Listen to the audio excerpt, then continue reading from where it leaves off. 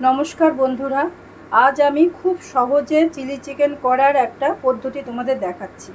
এর জন্য আমার লাগছে এখানে চিকেন ভালো করে ধুয়ে ভিনিগার, সয়া সস, আদা বাটা আর লবণ দিয়ে আর একটু জল দিয়ে আমি ম্যারিনেট করে রেখেছি। এখানে আমি কর্নফ্লাওয়ার আর দুটো ডিম গুলে রেখেছি। এখানে একটুখানি কর্নফ্লাওয়ার জল দিয়ে গুলে রেখেছি, এটা সবার লাস্টে দেব। এখানে পেঁয়াজ কুচি আছে, রসুন, টমেটো সস, আদা বাটা, সয়া সস, চিলি সস, এখানে ক্যাপসিকাম আর কাঁচা লঙ্কা আছে। কাঁচা লঙ্কাটা আপনারা আপনাদের স্বাদ অনুযায়ী দেবেন। আমি যেহেতু কম লঙ্কা খাই সেজন্য আমি কম দিলাম।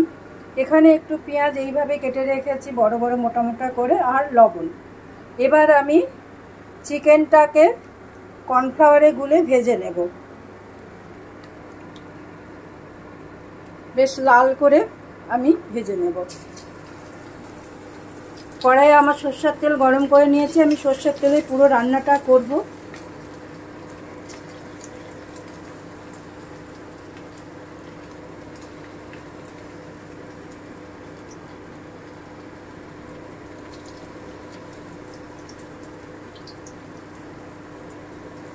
এই যে এইভাবে আমি আস্তে আস্তে একটা একটা করে সবগুলো ভেজে নেব।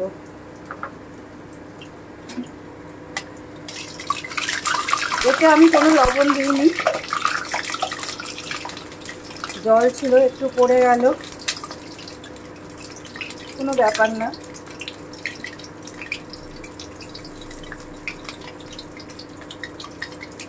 এই যে এইভাবে লাল লাল করে আমি ভেজে নিচ্ছি। এই যে আমার চিকেনটা ভাজা হয়ে গেল, এবার আমি উঠিয়ে নেব। এই যে উঠিয়ে নিচ্ছি।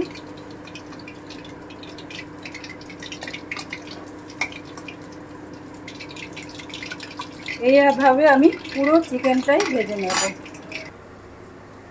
আমি চিকেনের এই জলটা ম্যারিনেট করে রেখেছি, এই জলটা ফেলবো না, এটা দিয়ে আমি রান্নাটা করব। আমি এক্সট্রা অন্য আর কোনো জল দেব না এতে। এই যে আমার চিকেনগুলো সব ভাজা হয়ে গেছে। এবার কড়াইয়ে আমি একটু সর্ষের তেল দিলাম, সর্ষের তেলেই করব আমি এটা। তেল গরম হয়ে গেছে, এবার আমি রসুন কুচিটা দিয়ে দিচ্ছি। আঁচটা কমিয়ে দিলাম, পুড়ে যেতে পারে।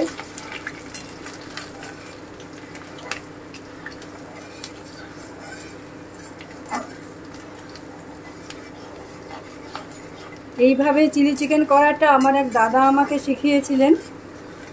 আমরা আগে এয়ারফোর্স ক্যাম্পে থাকতাম, ওখানে উনিও থাকতেন, ওনার বাড়ি ব্যারাকপুরে, ওনার নাম রঞ্জন ঘোষ।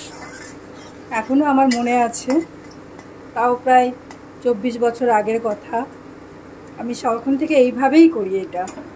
এবারে আমি পেঁয়াজটা দিয়ে দিচ্ছি, কুচি পেঁয়াজটা।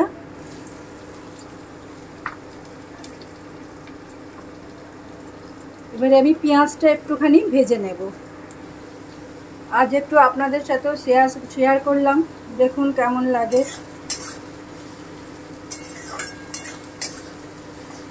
আমি হালকা ব্রাউন করে ভেজে নেব।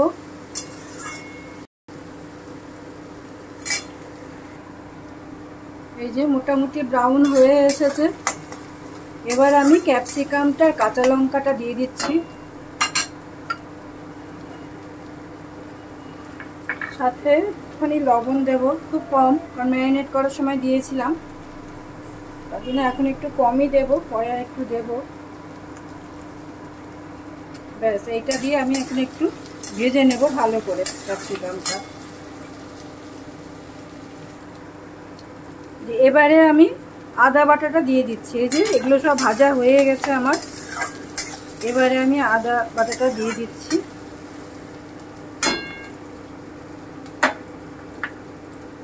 খুব দেবো না, এই 1 থেকে 1.5 চামচ, 1.5 চামচ দিলাম।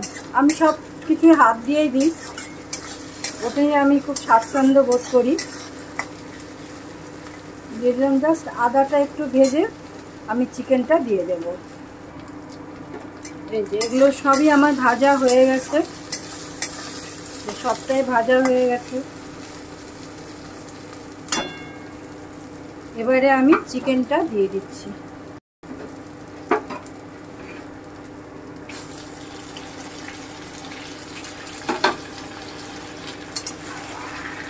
চিকেনটা দিয়ে একটু নেড়ে নেব।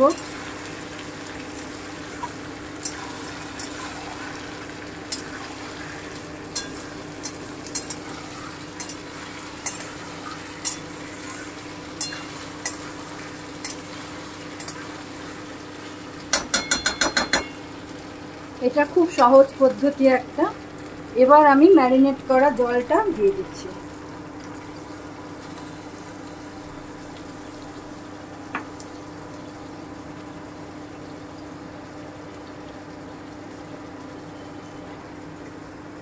এবারে আমি আঁচটা একটু কমিয়ে মিডিয়ামে রেখে একটু ঢেকে দেবো, আর মাঝে মধ্যে এসে একটু নেড়ে দেব যাতে মাংসটা সেদ্ধ হয়ে যায়। ব্যাস, ঢেকে দিলাম, গ্যাসটা একটু কমিয়ে দিলাম।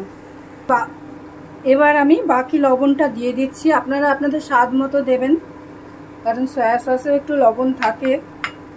আবার ম্যারিনেট করার সময় তো একটুখানি দিয়েছি, তাই আমি একটু সামান্যই দিলাম। কম হলে খাওয়া যায়, বেশি হলে তো খাওয়া যায় না। এবার আমি এইভাবে কষতে থাকবো যতক্ষণ না চিকেনটা সেদ্ধ হয়ে যাচ্ছে। আঁচটা একটু কমিয়ে রাখবো, নাহলে ধরে যাবে নিচে।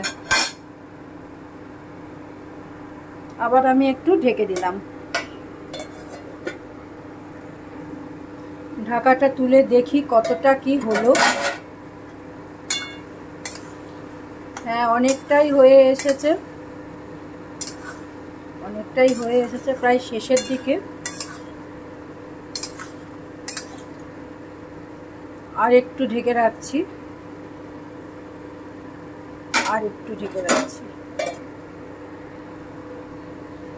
ঢাকাটা তুললাম। এবার আমি এইভাবে কেটে রাখা এই পেঁয়াজগুলো দিয়ে দিচ্ছি।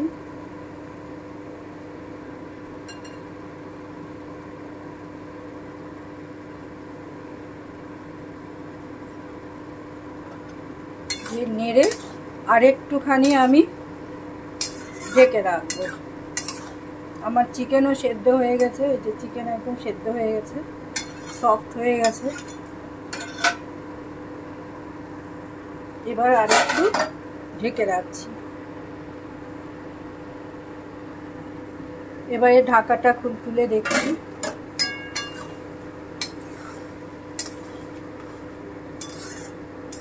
এবার আমি একেবারে শেষ পর্যায়ে চলে এসেছি।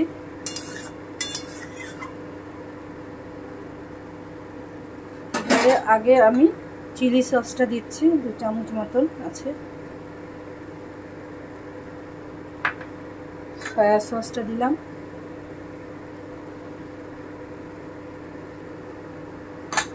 এবারে আমি টমেটো সসটা দিয়ে দিলাম।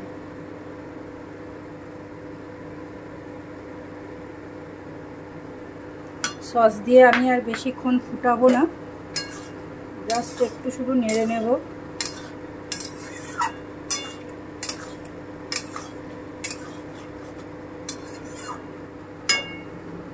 নেড়ে নিলাম। এবার যে কর্নফ্লোরটা আমি গুলে রেখেছিলাম জল দিয়ে, সেটা দিয়ে দেব।